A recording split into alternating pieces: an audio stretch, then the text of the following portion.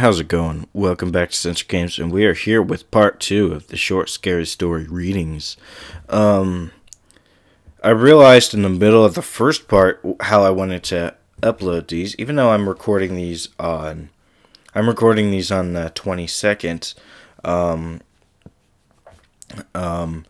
October. I figure I'm gonna wait until next week to post them. And I'm going to do them on the day before Halloween and Halloween. So this should be Halloween, so happy Halloween. Anyway, we're starting off where we left off. There are 8, it said, the link says 10 short creepypastas, but it says 8. Okay, there is 8. Okay, I don't know why the link says 10. I guess maybe it was 10 previously, and maybe they had legal problems or something. I don't know.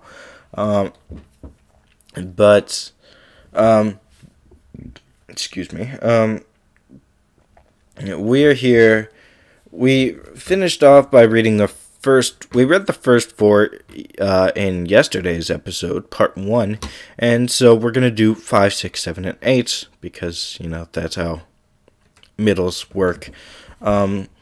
I'm not sure if this will be the same length or not as the previous one. Number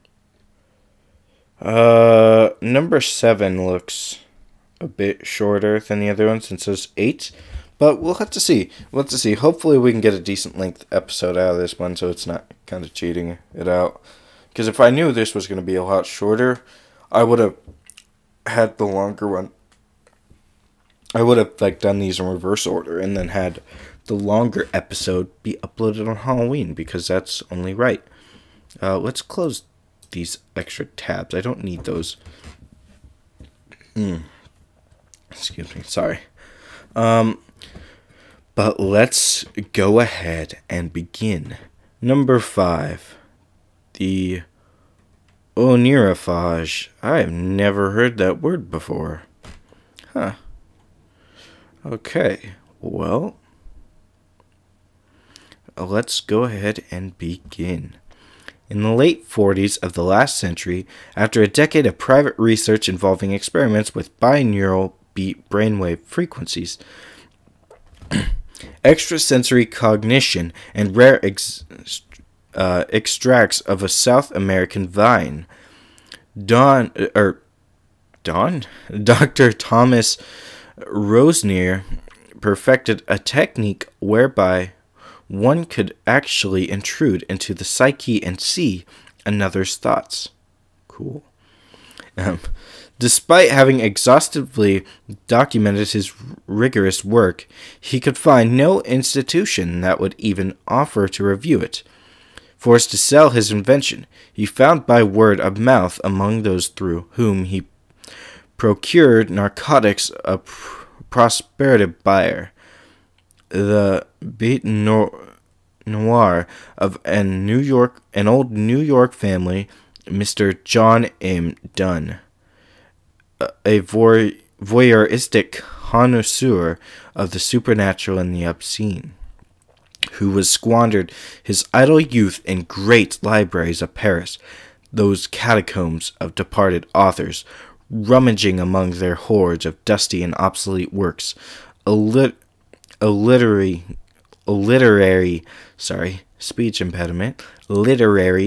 ghoul who disturbed with profane fingers the channel houses of decayed philosophies.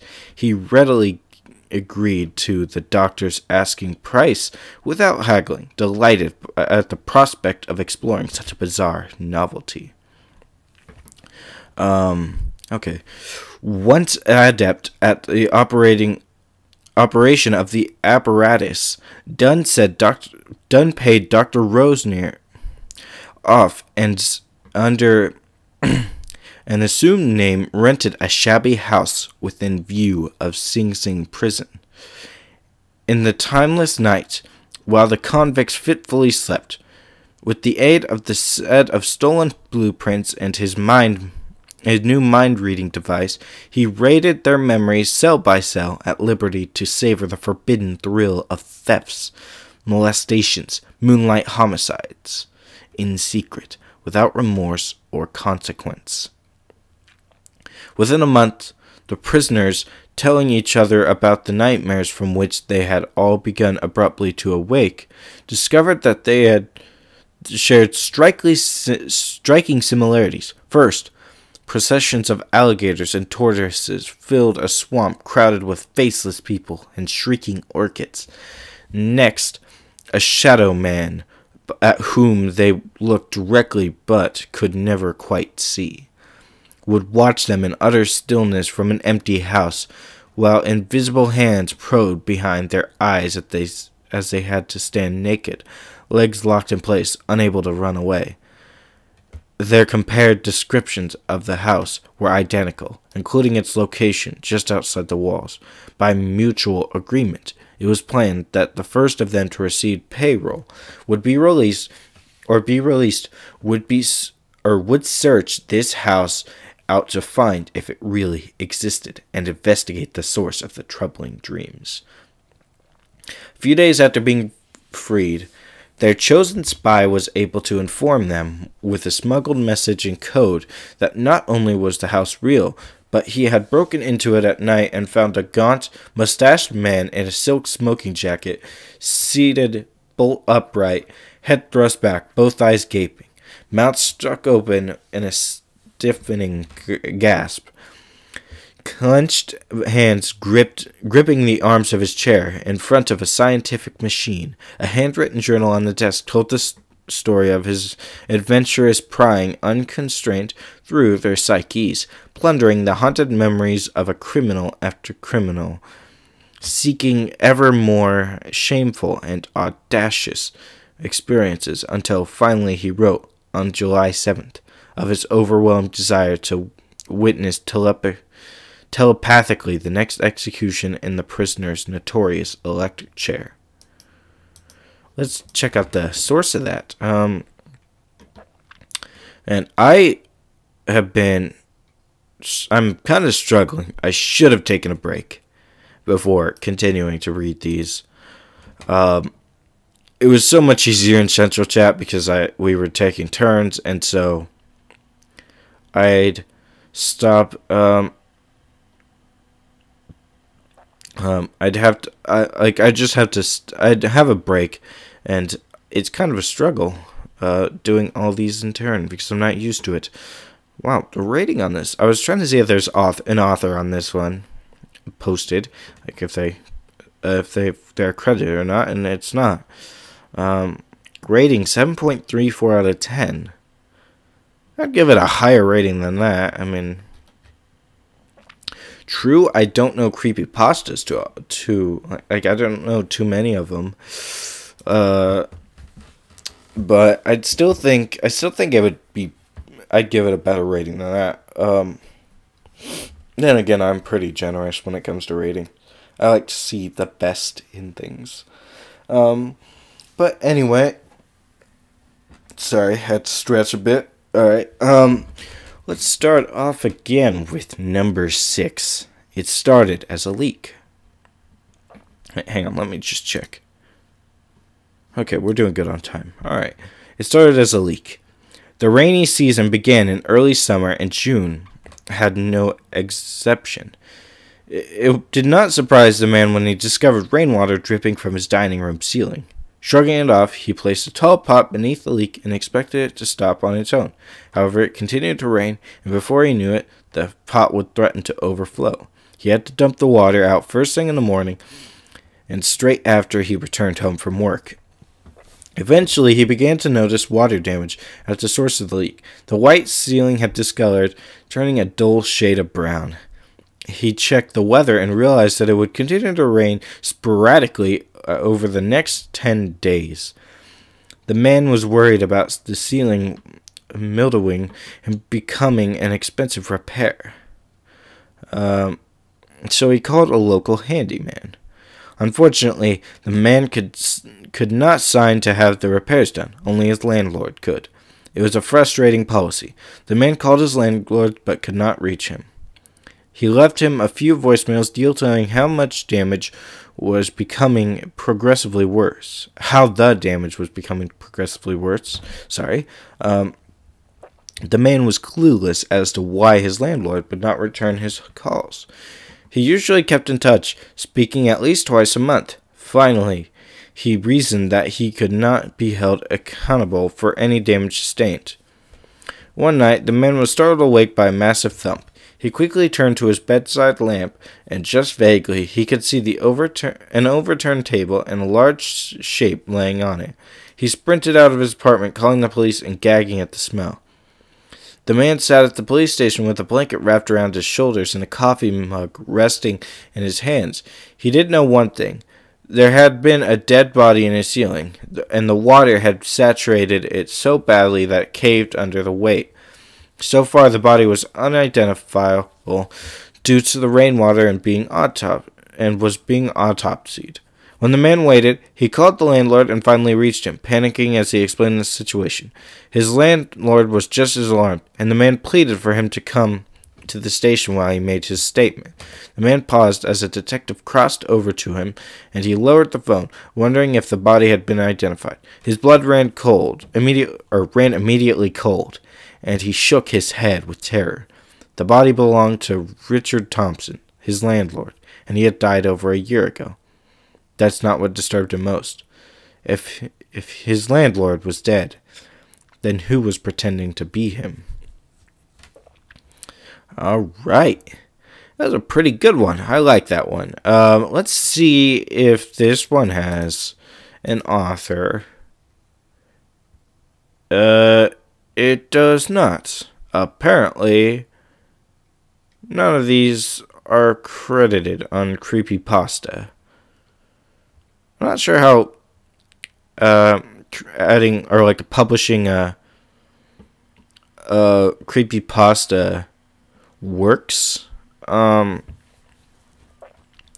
not sure how this works, but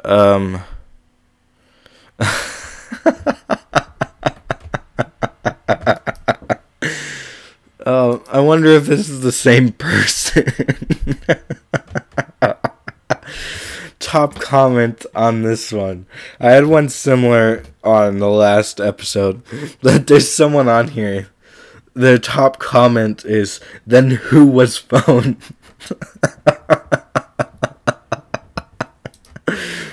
Oh God.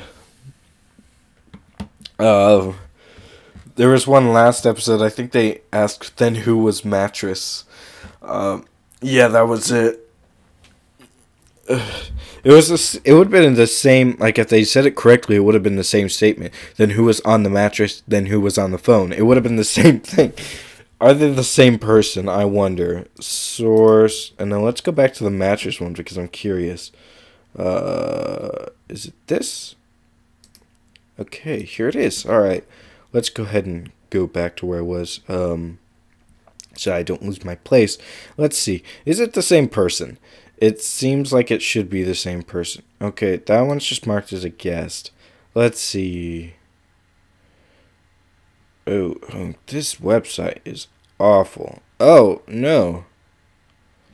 The mattress one, it's an actual account. I'm not going to read it out loud because I don't want to be a dick. I just want to laugh at it and not be a dick about it. Well, I am being a dick about it, but not that much of a dick about it. Number 7, I sat on the bus. We'll just move on from that. Let's check the... Okay. Things are looking good. I like to check Audacity multiple times just to make sure everything's running correctly. This one's weirdly spaced out. Like there's like a... they left a nice margin between every line. That's convenient. I thought it was a poem at first because that's how poems are usually written, but no, it's not. Well, let's go ahead and get into it. Number 7, I sat on the bus. I sat on the bus on my way to school, listening to music and paying little to no attention to the other students. At one of the stops, my mind snapped back to reality. I looked towards the small house, Tommy's house, I thought. A hand slipped through the drapes of the window and waved the bus driver to move on. He's sick, I thought. paying no large amount of attention to the situation. The day flew by. I watched a local news channel after school, and what I heard paralyzed me. Tommy's entire family was murdered that day by an unknown suspect. After hearing the news, I moved back up to my room and quietly fell asleep. The next day, I sat on the bus. We drove past Tommy's house, and the bus driver, unaware of Tommy's family's fate, stopped at his home. As I was about to get up and explain what had happened, something caught my eye. A pale hand slipped through the drapes of the window and waved the bus driver to move on. I sat on the bus, terrified. And we've had some good ones in this series. The top comment is, I was kind of curious if it let's see what's the rating on this one, because it seems like, oh, it's okay, good. It's 7.98, which isn't bad. Just because the comments are a lot of people bitching about it. Or, well, I guess the first couple, people are saying, like, how the bus driver should have been informed immediately. It's just like, it was pretty good. Focus on that. Don't be a dick. But the first comment was, I don't get it. I'm not entirely sure how you didn't get it. Okay.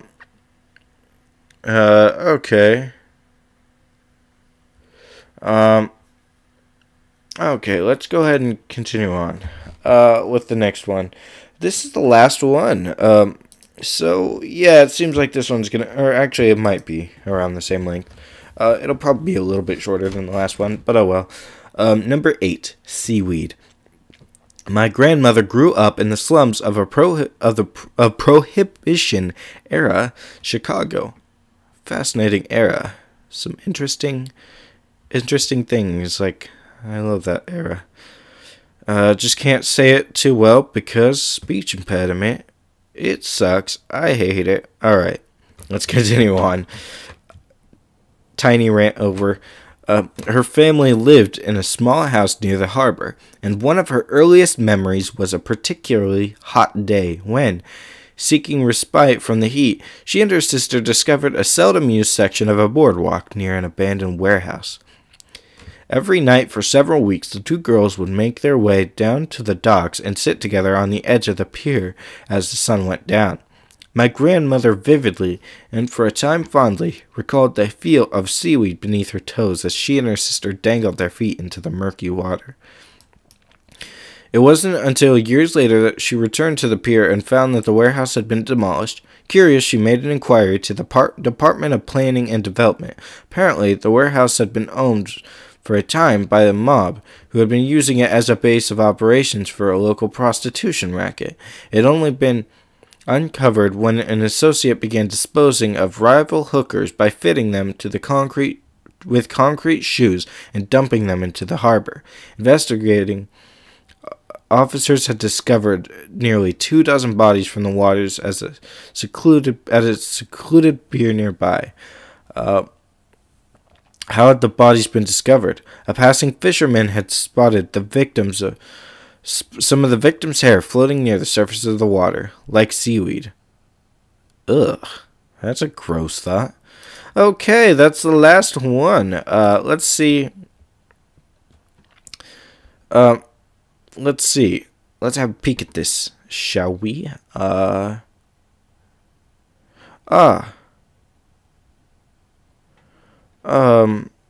Okay. This one has a credit. September Derleth. Alright. Yeah. Okay, let's see.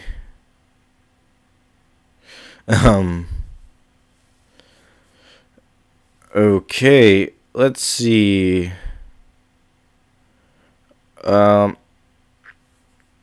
Okay. I was just kind of looking through the comments some of them are being kind of assholes. This is why I don't go to this website too much. I don't like websites where it's just filled with a bunch of punks. Like, there's some people being nice about this one. But, like, I don't know. I just don't like a lot of people on the internet, basically. And that's why I've kind of pretty much just, I've been pretty much cut out a lot of aspects that I used to do on the internet. And I really don't go on it that often anymore. I do this regularly, obviously, but I don't do much of anything else. Like, I deleted my Twitter account, like my personal Twitter, just because I got sick of the people on Twitter. There's a lot of assholes on Twitter, and I got sick of it, and so I deleted it. But anyway, that's going to conclude our Halloween special. Happy Halloween. Hopefully I don't accidentally upload this before Halloween, because that would be just plain awkward. Anyway, I think we're going to leave this here. So, I hope you have a fantastic Halloween. I enjoyed doing this. Again, when I get a new co-host, I'm planning on doing like a Central Chat Halloween type special just after Halloween, because just to make up for the fact that we didn't have one this year, even if it has to be like midsummer, that we have it. Why not? Sorry, I'm stretching. I've been sitting here for over 40 minutes now. And I'm quite tired. My muscles are all tensed up from sitting in one place too long, or stiff was the word I was looking for, but you know what, it's fine. Whatever. Thank you so much for listening. That is all for this time. I hope you enjoyed. If you did, be sure to leave a like and comment. Excuse me. Tell me any suggestions you have. Also, be sure to share and subscribe for daily uploads. I hope you have a fantastic day, and I will see you in the next one. Goodbye.